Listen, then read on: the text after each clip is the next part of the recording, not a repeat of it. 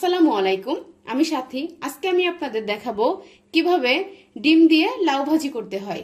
তো চলুন দেখে আসি সম্পূর্ণ উপকরণটি। এখানে আমি মাঝারি সাইজের একটি লাউ নিয়েছি। তারপরে এটাকে আমি ভালো মতো ছিলে নিয়েছি।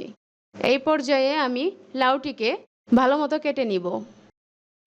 আমি এখানে লাউটিকে বটির সাহায্যে ভালো করে কুচিয়ে নিয়েছি।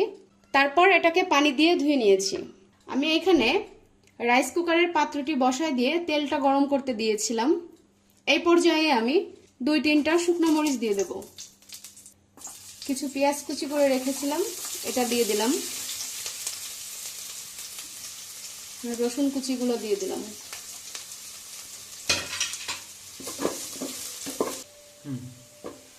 পেঁয়াজটি আমার ব্রাউন কালার হয়ে গেছে।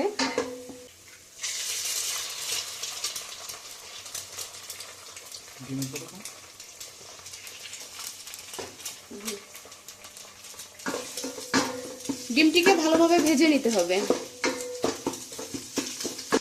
এই পর্যায়ে আমি এখন লাউগুলা দিয়ে দিব। লবণ দিয়ে দিলাম, একটু হলুদের গুঁড়ি দিয়ে দেব, একটু জিরার গুঁড়ি দিয়ে দেব যাতে ডিমের গন্ধটা না আসে। আর এখানে কিছু কাঁচা মরিচ দিয়ে দেব। এখন এটাকে ভালোভাবে মিশিয়ে নিতে হবে। এখন আমি ঢাকনাটা দিয়ে ঢেকে দিলাম।